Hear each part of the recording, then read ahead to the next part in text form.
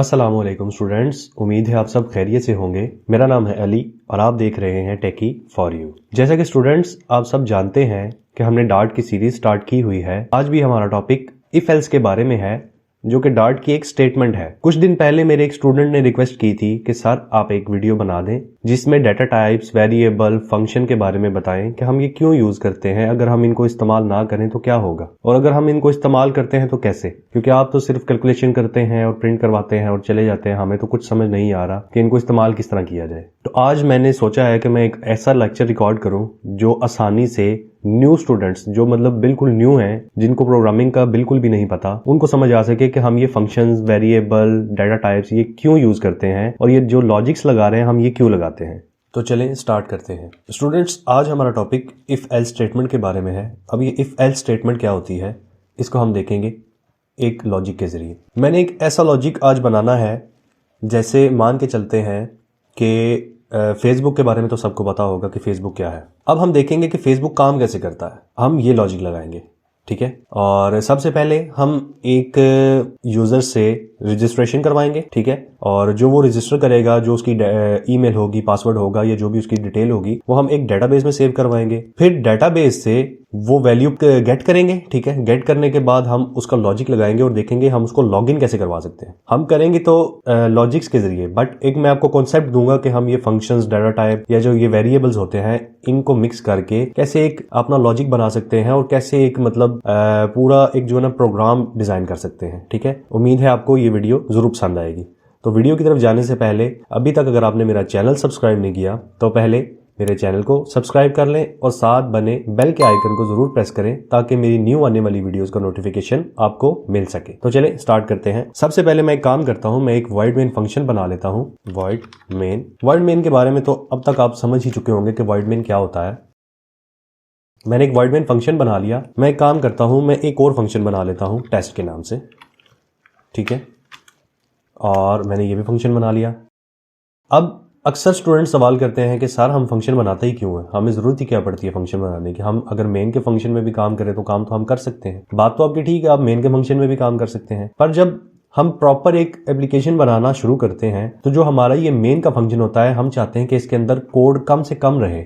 जितना कम कोड होगा हमें आसानी से समझ आ जाएगी कि कहाँ पे कोई मिस्टेक हो रही है, और जो हमारी मेन फाइल होती है हम उसके ऊपर लोड कम डालते हैं कोडिंग के जरिए। तो हम इसीलिए क्लासेस का यूज करते हैं और फंक्शंस का यूज करते हैं कि हम एक फंक्शन बना लेते हैं, हम उसको हर पेज पे बस इंक्लूड करवाते हैं और हमारा वो काम चलता जाता है, ठीक है। उम्मीद है आपको कि फंक्शन के बारे में तो आपको समझ आ गई होगी। और वेरिएबल्स क्यों यूज करते हैं वेरिएबल्स, अब हम यूज करेंगे मिसाल के तौर पे कि हमने जिस तरह अभी बात की कि हम एक लॉजिक बनाएंगे कि कोई यूज़र आया है, उसने रजिस्टर किया है, तो उसका जो हमने डाटा मंगवाना है वो हम एक वेरिएबल में स्टोर करवाते हैं, ठीक है। और उन वेरिएबल्स के अंदर हम जाके लॉजिक्स लगाते हैं और लॉजिक लगाने के बाद हम उसको परफॉर्म करते हैं अपने प्रोग्राम के अंदर। और डाटा टाइप क्यों यूज करते हैं, तो डाटा टाइप इसलिए यूज करते हैं कि यूजर का मुख्तलिफ तरह का डाटा हो सकता है। कुछ डाटा इस तरह का हो सकता है कि उसमें सिर्फ फोन नंबर हम जो है ना पुट करवा सकते हैं, और हम फोन नंबर किस में पुट करवाएंगे, इंट में, इंटीजर में। इंटीजर क्यों, क्योंकि ये नंबर है और मैं ये डाटा टाइप आपको समझा चुका हूँ। और उसके बाद स्ट्रिंग आ जाती है, स्ट्रिंग के अंदर उसकी ईमेल्स आ जाएगी, उसका नाम आ जाएगा, उसका फर्स्ट नेम लास्ट नेम जो होता है वो हम स्ट्रिंग के अंदर पुट करवा लेते हैं। और अगर हमने आगे मैथमेटिक में अगर कोई कैलकुलेशन करनी है, बुलियन में ट्रू और फॉल्स लगा के काम कर सकते हैं। इस तरह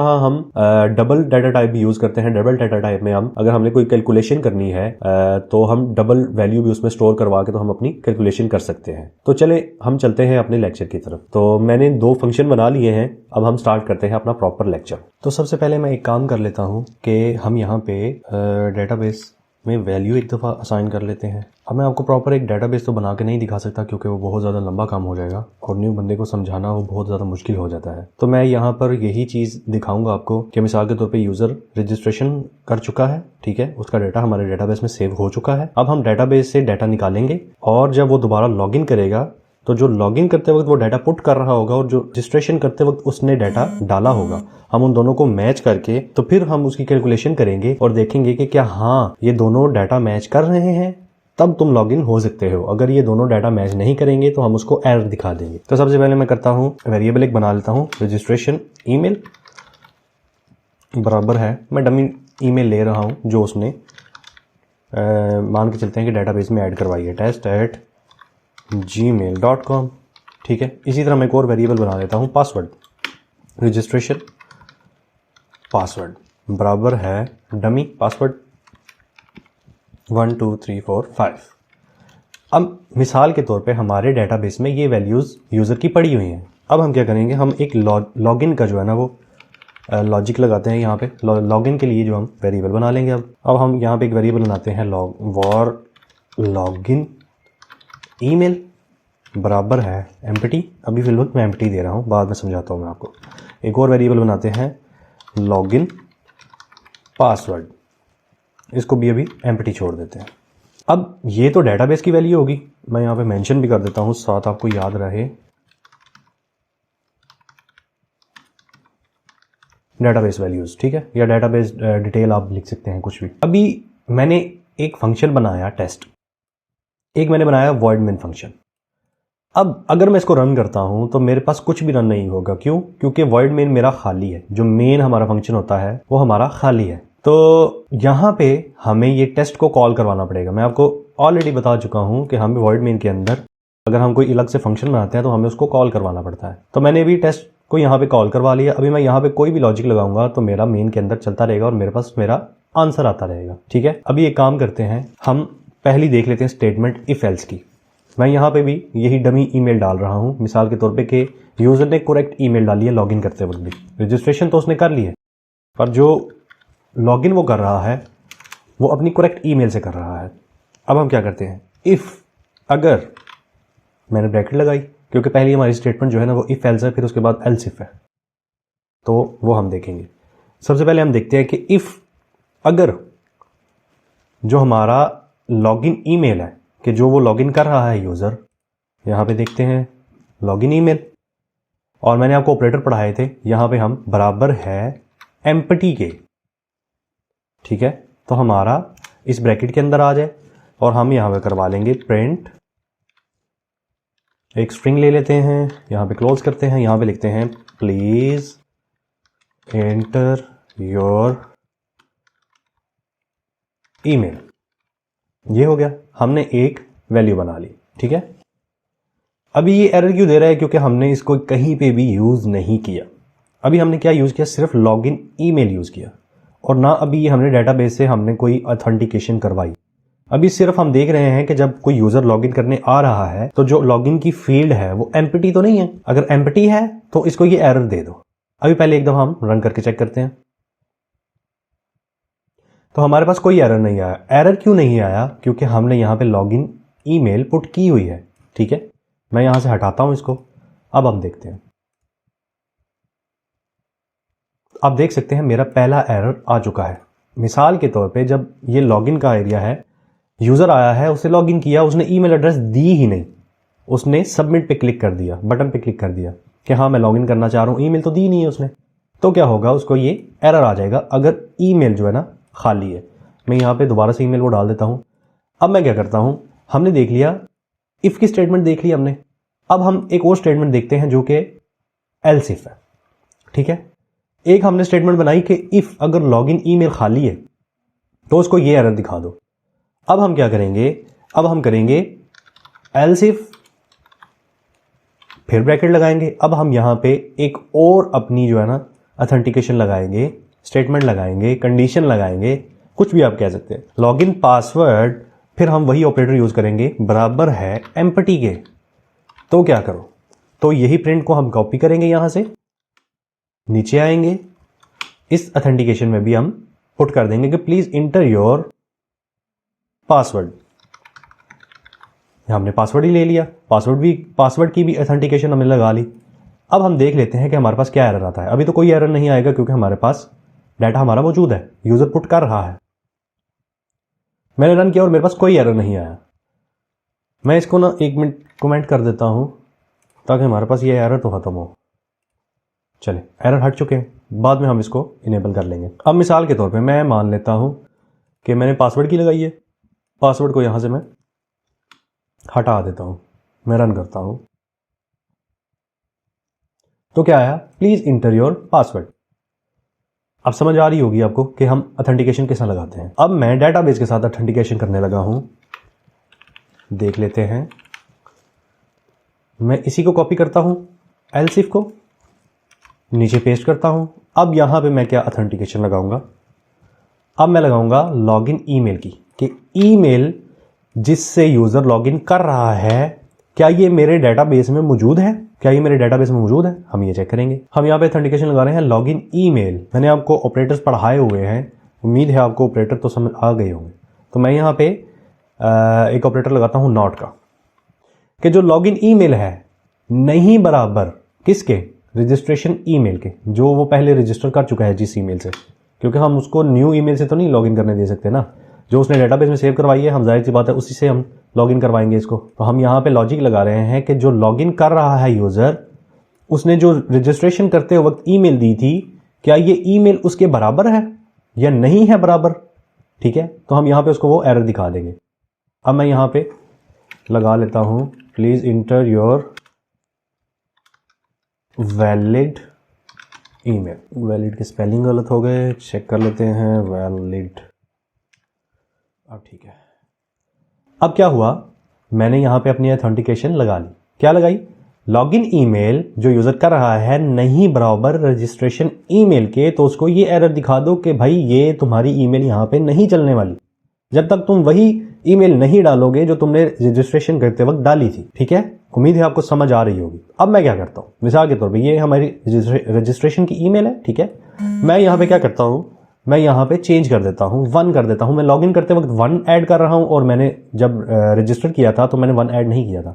तो अब देखते हैं हमारे पास क्या एरर आता है। हमारे पास पासवर्ड का आ गया। पासवर्ड क्यों नहीं है, क्योंकि हमने पासवर्ड दिया हुआ ही नहीं है।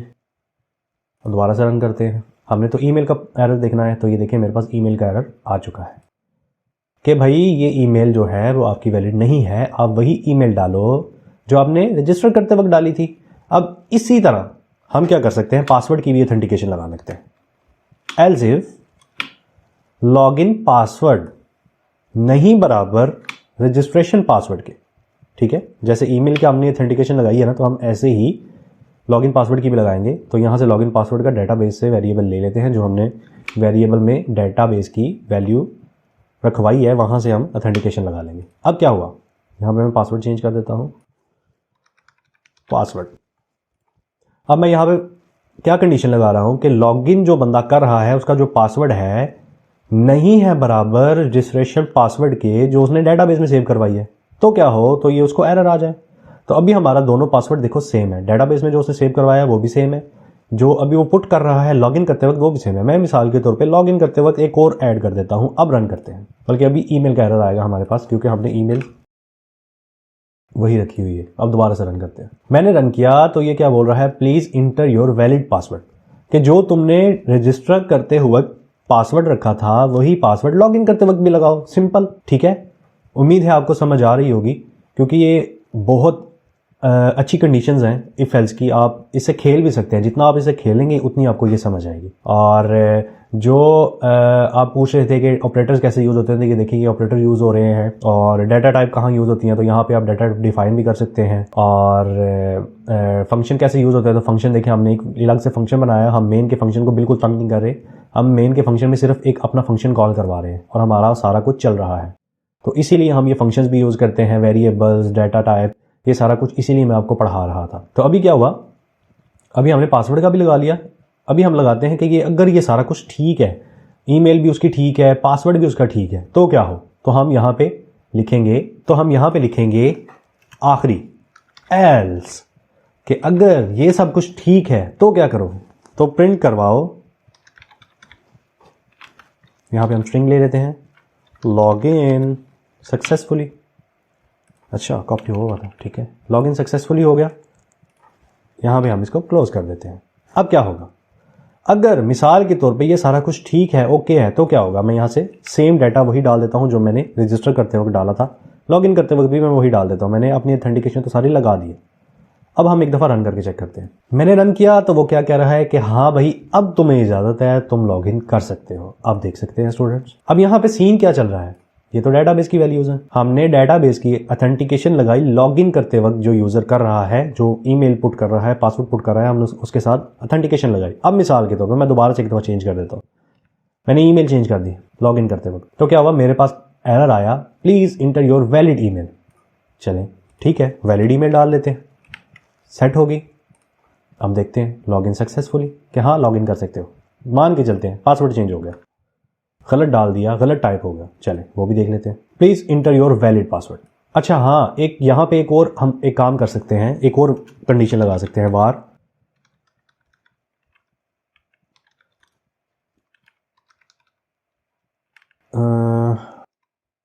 पासवर्ड आएगा ना, ठीक है। अब मैंने एक और यहाँ पे वेरिएबल बना लिया, उसमें मैंने लगा लिया जी सेम पासवर्ड और इसका नाम रखा वेरिएबल का, मैंने कहा है कन्फर्म पासवर्ड, ठीक है। मैं क्या काम करता हूँ, मैं एल्स को नीचे कर देता हूँ, मैं यहाँ पे एक और ऑथेंटिकेशन लगाने लगा हूँ।